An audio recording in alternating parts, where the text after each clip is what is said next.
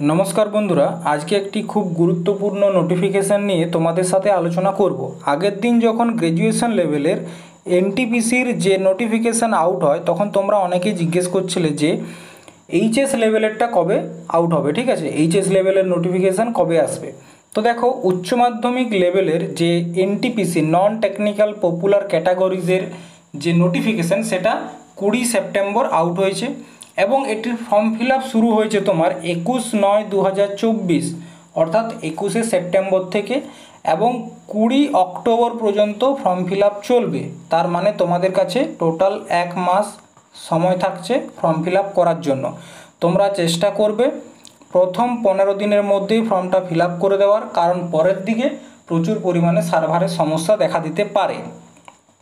এরপর ফর্মটা যখন ফিল আপ করবে দেখে শুনে ফিল আপ করবে, কিংবা যদি কোথাও কোনো ভুল থাকে তার জন্য ডেট ফর মডিফিকেশান উইন্ডো কত তারিখে 23/10/2024 থেকে 1/11/2024 পর্যন্ত খোলা থাকবে।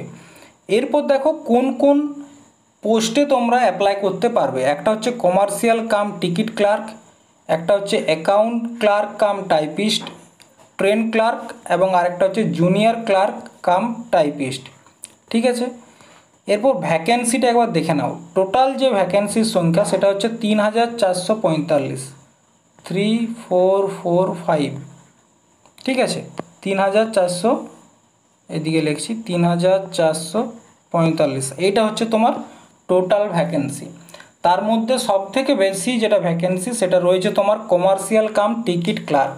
ঠিক আছে, আগে যে বয়সটা ছিল 18 থেকে 30 বছর, করোনার জন্য সেইখানে 3 বছরের ইনক্রিজ করা হয়েছে বা 3 বছর এক্সট্রা দেওয়া হয়েছে। 18 থেকে 33 বছর বয়স পর্যন্ত ব্যক্তিরা ফর্ম ফিল আপ করতে পারবে।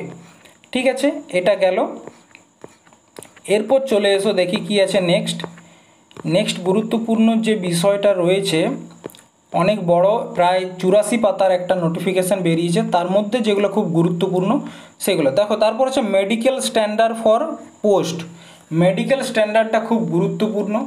এই যে স্ট্যান্ডার্ডটা, এটার পিডিএফটা যখন তোমাদেরকে দিয়ে দেবো না গ্রুপে, একবার দেখে নিও। ঠিক আছে, এই বিষয়টা নিয়ে অতটা আলোচনা করছি না, কারণ এটা সবাইকার নিজের নিজের মতো। যে বিষয়গুলো খুব গুরুত্বপূর্ণ সেইগুলো নিয়ে আজকে আলোচনা করব। দেখো প্রথমে এরপর রয়েছে এক্সামিনেশন ফি। ঠিক আছে, তো জেনারেলদের জন্য লাগছে তোমার 500 টাকা। ঠিক আছে, এবং PWD, female, transgender, SC ST, minority community যারা আছে তাদের জন্য 250 টাকা। কত? 250 এবং 500 হচ্ছে জেনারেলদের জন্য। ঠিক আছে, এরপর অনলাইনে পেমেন্ট হবে এবং ফর্ম ফিল আপও অনলাইনের মাধ্যমেই হবে। ঠিক আছে, এই দুটো জিনিস ভালো করে মাথায় রাখবে। ফর্ম ফিল আপ করার সময় প্রত্যেকটা পয়েন্ট ভালো ভালো দেখবে, তারপরে কিন্তু ফর্মটা ফিল আপ করবে, কারণ কিছু একটা মাত্র ভুল করলেই পরবর্তী ক্ষেত্রে নানান সমস্যা। এরপর দেখো নেক্সট কি রয়েছে। নেক্সট যেটা আছে যে পরীক্ষার পদ্ধতিটা কীরকমভাবে হবে। তো দেখো পরীক্ষার পদ্ধতি এখানে 2 রকমভাবে হবে। প্রথমে একটা CBT 1 কম্পিউটার বেসড টেস্ট 1 এবং এটা কোয়ালিফাই নেচার। ঠিক আছে, CBT 1 এটা যদি কোয়ালিফাই করো তারপর হবে CBT 2। তো CBT 1 এর সিলেবাস কী রয়েছে, CBT 2 এর সিলেবাস কী রয়েছে সেটা আমরা দেখে নিই। দেখো CBT 1 এর ক্ষেত্রে টোটাল সময় দেওয়া হবে 90 মিনিট। ঠিক আছে, এবং টোটাল কোশ্চেন থাকবে 100টা। তার মানে কোশ্চেনের থেকে সময় কিন্তু কম। 3টা সাবজেক্ট থেকে পরীক্ষা হবে। একটা হচ্ছে জেনারেল অ্যাওয়ারনেস, ম্যাথামেটিক্স এবং রিজনিং। এই 3টে জায়গার থেকে পরীক্ষা হবে। তার মধ্যে সবথেকে বেশি পরিমাণে প্রশ্ন আসবে জেনারেল অ্যাওয়ারনেস থেকে, তারপর ম্যাথামেটিক্স, তারপর রিজনিং। ম্যাথামেটিক্স এবং রিজনিং থেকে 30-30 করে আসবে, আর জিকে জিএস থেকে আসবে 40 নাম্বার। CBT 2 এর ক্ষেত্রে তারপর সিলেবাসটা দেখব। ঠিক আছে, CBT 2 এর ক্ষেত্রেও থাকবে 90 মিনিট মানে 1.5 ঘন্টা, এবং টোটাল নাম্বার অফ কোয়েশ্চেন 120টা। ঠিক আছে, 120টা প্রশ্ন থাকবে, যার মধ্যে 50টা জিএ থাকবে, জেনারেল অ্যাওয়ারনেস, 35টা ম্যাথামেটিক্স এবং 35টা রিজনিং। এরপর সিলেবাসটা দেখে নাও। দেখো সিলেবাসের দিক থেকে সবথেকে যদি বলো হিউজ সিলেবাস কিসে, সেটা হচ্ছে জিকে জিএস। প্রথমত ম্যাথামেটিক্সের সিলেবাসটা একবার দেখে নাও। Number system, decimal, fraction, LCM, HCF, ratio and proportion, percentage, mensuration, time and work, time and distance, simple and compound interest, profit and loss, elementary algebra, geometry, trigonometry, elementary statistics.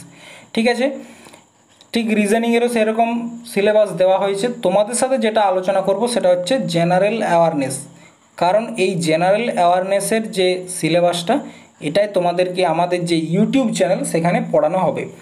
সেখানে দেখো কি কি রয়েছে। এই জেনারেল অ্যাওয়ারনেসের মধ্যে কি কি থাকে? কারেন্ট অ্যাফেয়ার্স থাকে, স্ট্যাটিক জিকে থাকে, সায়েন্স থাকে, হিস্ট্রি, জিওগ্রাফি, পলিটি, ইকোনমিক্স, সব কিছুই থাকে। এমন কি নেই যেটা জিকে জিএসের মধ্যে নেই। তো দেখো প্রথমে রয়েছে কারেন্ট ইভেন্ট, খুব গুরুত্বপূর্ণ। ঠিক আছে, কারেন্ট ইভেন্টগুলো খুব গুরুত্বপূর্ণ। তার সাথে সবথেকে বেশি প্রশ্ন আসে স্ট্যাটিক জিকে থেকে। স্ট্যাটিক জিকে থেকে এখান থেকে কিন্তু প্রচুর প্রশ্ন আসে।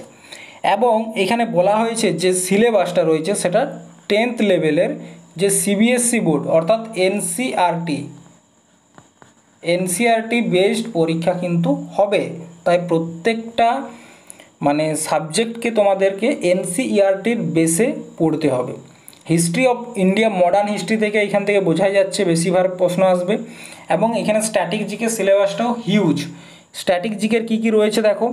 স্ট্যাটিক জিকে রয়েছে তোমার, একটু এইটা ইরেজ করতে হবে। স্ট্যাটিক জিকে দেখো, স্ট্যাটিক জিকের মধ্যে রয়েছে environmental issue, UN and other important world organisation, Indian economy, famous personality of India, flagship government programme, flora, important government public sector organisation.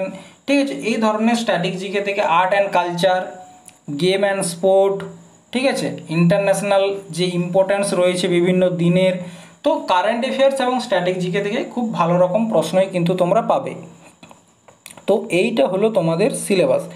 Second সিবিটির ক্ষেত্রেও সিলেবাস সেম, এটা মনে রাখবে। এবং প্রত্যেকটা সিবিটি 1 এবং সিবিটি 2 প্রত্যেকের ক্ষেত্রেই নেগেটিভ মার্কিং রয়েছে 1/3। কত? 1/3 নেগেটিভ মার্কিংটা রয়েছে। এরপর তোমাদের প্রশ্ন হচ্ছে তাহলে এখন আমরা প্রস্তুতিটা কীরকমভাবে শুরু করব বা স্ট্র্যাটেজিটা তোমাদের কি হওয়া প্রয়োজন। তো দেখো, স্ট্র্যাটেজি বলতে যেটা বোঝায় মেন একটাই রুল। যদি তোমরা ক্লিয়ার করতে চাও পরীক্ষা, যে কোনো কম্পিটিটিভ পরীক্ষা, যে কোনো গভর্নমেন্ট জবের পরীক্ষা, প্রথমেই যেটা করতে হবে যে সিলেবাসটা দেওয়া থাকবে সেটা ভালোভাবে পড়তে হবে। ম্যাথ, রিজনিং এবং জিকে জিএস এই তিনটে জায়গার থেকে প্রশ্ন আসবে মেনলি, যেটা বলা হয়েছে। তো আমরা আজকে জিকে জিএসকে নিয়ে প্রথমে আলোচনা করব, তারপর ম্যাথ এবং রিজনিং। তো জিকে জিএসের মধ্যে কি কি রয়েছে দেখো। সায়েন্স রয়েছে, geography, history, polity, economics, current events এবং স্ট্যাটিক জিকে, এতগুলো টপিক রয়েছে জেনারেল অ্যাওয়ারনেসের মধ্যে। এবং ম্যাথের মধ্যেও কিছু জিনিস রয়েছে, রিজনিংয়ের মধ্যেও কিছু জিনিস রয়েছে। তাহলে কীরকমভাবে তোমরা এখন পড়াটা শুরু করবে দেখো। প্রথমেই আমি বলি স্টুডেন্ট দু রকমের হয়, ঠিক আছে। এখানে দু রকমের স্টুডেন্ট এই ভিডিওটা দেখছো। কিছুজন যারা একদম নতুন, মানে এর আগে কোনো পরীক্ষা দাওনি, পরীক্ষা দিলেও তোমাদের সিলেবাস কমপ্লিট নেই। আর কিছুজন আছে অভিজ্ঞ, মানে কি অনেকবার প্রশ্ন পরীক্ষা, অনেকবার অনেক রকম পরীক্ষা দিয়েছে, এটা প্রথম পরীক্ষা নয়। তো প্রথমত বলে রাখি, শুরু করতে গেলে তোমাদের যেটা প্রয়োজন সেটা হচ্ছে ফাউন্ডেশনটা ভালোভাবে পড়া। ফাউন্ডেশনটা কি? ফাউন্ডেশন হচ্ছে একটা বাড়ির ভিতের মতো। মনে রাখবে, একটা বাড়ির ভিত যত শক্ত হবে বাড়িটা ততই সুন্দর হবে, ততদিন বেশি টেকসই হবে। তাতে যতই কালার করো যাই করো, যদি ভিত শক্ত না হয় সেক্ষেত্রে কিন্তু বাড়িটা বেশি দিন টেকসই হয় না। ঠিক সেরকমভাবেই ফাউন্ডেশন হচ্ছে যে কোনো পরীক্ষার বেস। ঠিক আছে, ফাউন্ডেশনটা কি? ধরো তুমি হিস্ট্রির যে বেসিক জিনিসগুলো সেইগুলো যদি না জানো, তুমি যে কোনো জায়গার থেকে প্রস্তুতি নাও, পরীক্ষায় তার হুবহু কমন কেউ দিতে পারে না। কম্পিটিটিভ পরীক্ষা এখানে 100% হুবহু কোশ্চেন কেউ দিতে পারবে না, ঠিক আছে। তো সেক্ষেত্রে একমাত্র ফাউন্ডেশন জানাটাই খুব গুরুত্বপূর্ণ। যদি তোমাদের একটু আধটু ফাউন্ডেশন জানা আছে, একটু আধটু বেসিক জিনিসগুলো জানা আছে বা তোমরা পড়ে নিয়েছো, তখন কিভাবে শুরু করবে, বা যদি তোমাদের কিচ্ছু জানো না, তোমরা নীল বাটা জিরো, ঠিক আছে, যদি এরকম হয় নীল বাই জিরো, তাহলে মনে রাখবে কীরকমভাবে করবে। দেখো আমি আগে নতুনদের ক্ষেত্রে বলি। নতুনদের ক্ষেত্রে যেটা করতে হবে, প্রথমত ফাউন্ডেশন ক্লাসটা করতে হবে, ফাউন্ডেশন পড়তে হবে, ঠিক আছে। ফাউন্ডেশনটা ডেলি 2 ঘন্টা করে প্রত্যেকটা সাবজেক্ট, ধরো আজকে হিস্ট্রি পড়লে তো কাল জিওগ্রাফি, এরকমভাবে প্রত্যেক দিন একটা করে সাবজেক্ট 2 ঘন্টা করে পড়তে হবে। 2 ঘন্টা কেন বলছি, কারণ তোমাদের কাছে তো আর অগাধ সময় নেই, যে সময়টা আছে সেই সময়ের মধ্যে করতে হবে। তারপর কি করতে হবে, তারপর তোমাদেরকে PYQ করতে হবে, মক দিতে হবে এবং প্র্যাকটিস সেট করতে হবে। দেখো তোমাদের হাতে 24 ঘন্টা সময়, এই 24 ঘন্টা সবাইকার কাছেই আছে। যদি তুমি নতুন স্টুডেন্ট হও সেক্ষেত্রে তোমাকে কিন্তু 10 থেকে 12 ঘন্টা পড়তে হবে দিনে, এবং যদি তুমি পুরনো স্টুডেন্ট হও সেক্ষেত্রে তোমার 6 থেকে 8 ঘন্টা এনাফ, কারণ তোমরা বেসিক জিনিসটা করে রেখেছো। তার মধ্যে জিকে তোমার একাই 3 ঘন্টা দিতে তো হবেই, ঠিক আছে। ম্যাথকেও 3 ঘন্টা দিতে হবে, এবং রিজনিংকে 2 ঘন্টা, যদি 8 ঘন্টা ধরে পড়ো। এই যে তুমি জিকেকে 3 ঘন্টা দিচ্ছ, 3 ঘন্টার মধ্যে 2 ঘন্টা যারা নতুন তাদেরকে কি করতে হবে, ফাউন্ডেশন পড়তে হবে। সময় আছে, চাপের কিছু নেই, ফাউন্ডেশন পড়ো। এবং যারা পুরাতন তারা 2 ঘন্টা কি করবে, PYQ করবে, রিভিশন করবে, প্র্যাকটিস সেট করবে, এবং 1 ঘন্টা কি করবে, 1 ঘন্টা মক দেবে। মক খুব গুরুত্বপূর্ণ। তোমরা অনেকেই হয়তো ভাবো যে আগে সিলেবাসটা কমপ্লিট করি তারপর মক দেবো, না, সিলেবাস শুরু করার আগেই তোমরা মক দেওয়া শুরু করো। মক দিলে তোমরা বুঝতে পারবে কোথায় তোমাদের ভুলটা রয়েছে। যদি নিজের ভুলটা না পরীক্ষার আগে বুঝতে পারো তাহলে পরীক্ষায় গিয়ে ভুল করবে, ঠিক আছে। তাই প্রথম দিন থেকে মক দেওয়া শুরু করো, এবং মকের স্কোরের ওপর এখন মোটিভেশনটা নিয়ে এসো না। হয়তো এখন ভালো স্কোরও করতে পারো বা খারাপ স্কোরও করতে পারো, এখন স্কোর যাই হোক এটা কিন্তু তোমার পার্মানেন্ট নয়। প্রত্যেক দিন তোমাকে মক দিয়ে যেতে হবে, একটু একটু করে সিলেবাসটা কমপ্লিট করতে হবে এবং মক দিতে হবে। এবং আরেকটা জিনিস তোমাদেরকে করতে হবে, তোমাদের যে সিলেবাসটা সেইটা একটা কাগজে প্রিন্ট আউট করে বা নিজে লিখে চিটিয়ে রাখবে, এবং কতদূর পড়া হচ্ছে ডেলি মার্ক করবে যে কোন কোন টপিকটা তোমার পড়া হয়ে গেল। এরপর বলবে যে তাহলে আমরা পড়াটা কোথা থেকে শুরু করব, ফাউন্ডেশন ব্যাচ কোথা থেকে করব। দেখো তোমরা যদি সিলেবাসটা জানো, ইউটিউবে অনেক ক্লাস আছে যেখান থেকে তোমরা ফাউন্ডেশন করতে পারো, এটা হচ্ছে বিনামূল্যে। এরপর দেখো আমাদের যে ডেস্টিনেশন কি ইউটিউব চ্যানেলটি আছে, এখানে কিন্তু ফাউন্ডেশন ব্যাচ পড়ানো হয়। নতুন করে শুরু হচ্ছে একটা, যদি কেউ চাও যে আমি নতুন করে একদম ফাউন্ডেশনটা পড়তে চাই, তো এটুকু বলছি সময়ের আগে তোমাদেরকে কমপ্লিটলি ফাউন্ডেশনটা ক্লিয়ার করে দেওয়া হবে। এরপর আমাদের কাছ থেকে তোমরা বিনামূল্যে কী কী পাচ্ছ, দেখো PYQ সিরিজ, এটা তো আমরা অলরেডি শুরু করে দিয়েছি, 2টো ক্লাস করানো হয়ে গেছে।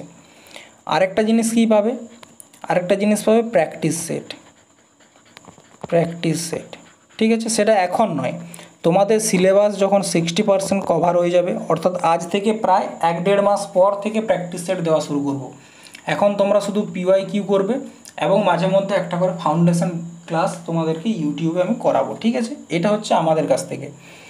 এরপর ম্যাথ এবং রিজনিং তোমরা কি করবে, সিলেবাসটা ঘরে চিটিয়ে নেবে, এবং ইউটিউবে অনেক ভালো ভালো টিচার আছে, তার মধ্যে ম্যাথের জন্য একটা বেস্ট টিচার আমি বলছি, দেখবে ইউটিউবে সার্চ করবে শুভ্র খান, ঠিক আছে, এই নামে সার্চ করবে, ইনি খুব ভালো ম্যাথ করান, ঠিক আছে। তো তোমরা এরকমভাবে ইউটিউব থেকে করতে পারো। তাহলে কি পেড ব্যাচ নেওয়া দরকার? দেখো যাদের এই মোটিভেশনটা থাকবে পরীক্ষার দিন পর্যন্ত যে না আমি ব্যাচের প্রয়োজন নেই, আমি নিজেকে সঠিকভাবে গাইড করতে পারবো, আমি একটা ডেলি রুটিন মেনে পড়াশোনা করতে পারবো, তাদের জন্য পেড ব্যাচ প্রয়োজন নেই। ইউটিউবে অনেক ভালো ভালো কন্টেন্ট বিনামূল্যে রয়েছে। কিন্তু যদি কারো মনে হয় যে না আমার একটা কী চাই, মানে এমন একজন ব্যক্তি চাই যে আমাকে গাইড করবে, আমি যতবার রাস্তা থেকে সরে যাব ততবার আমাকে কেউ একজন রাস্তায় নিয়ে আসবে, তাহলে পেড ব্যাচের দিকে যেও। কারণ কি, পেড ব্যাচে তোমাদেরকে এমন কিছুই এক্সট্রা পড়ানো হয় না যেটা ইউটিউবে নেই। শুধু কি করা হয়, এখানে গাইড করা হয় এবং তোমাদেরকে একটা ছন্দে রাখা হয়, যে ছন্দের মাধ্যমে একটা সঠিক মানে ডেইলি একটা রুটিনের মাধ্যমে তোমরা যেতে পারবে, তার জন্যে পেড ব্যাচটা নেওয়া। তো যদি তোমরা ফাউন্ডেশনের পেড ব্যাচ নিতে চাও জিকেতে, তাহলে একটা নাম্বার বলছি, সেই নাম্বারটায় কন্ট্যাক্ট করতে পারো, হোয়াটসঅ্যাপে টেক্সট করবে তাহলেই হবে, 6297690129। ডেসক্রিপশান বক্সেও থাকবে, যদি পড়তে যাও কন্ট্যাক্ট করবে, নয়তো ফ্রিতে প্রিভিয়াস ইয়ার সেট তো অলরেডি শুরু করে দিয়েছি, প্র্যাকটিস সেটও দেওয়া হবে এবং মাঝে মধ্যে ফাউন্ডেশন ক্লাসও দেওয়া হবে, ঠিক আছে। তো এই হচ্ছে ব্যাপার, মোদ্দা কথা মেন যেটা রুল সেটা হচ্ছে স্লিপ আর টেক ফুড, SFS, এটা হচ্ছে মেন রুল। স্লিপ, ফুড আর স্টাডি, ঘুমাও, খাও আর পড়ো, এই তিনটা করো আগামী 5 মাস, ঠিক আছে। পরীক্ষার দিন পর্যন্ত, ফেব্রুয়ারি মাস দিকে পরীক্ষা হবে, ততদিন সময় আছে, এনাফ সময় হয়ে যাবে, ঠিক আছে। চলো, তো আজ এই পর্যন্তই, পরের দিন নতুন একটা প্রিভিয়াস ইয়ারের যে সেট সেটা নিয়ে আলোচনা করব।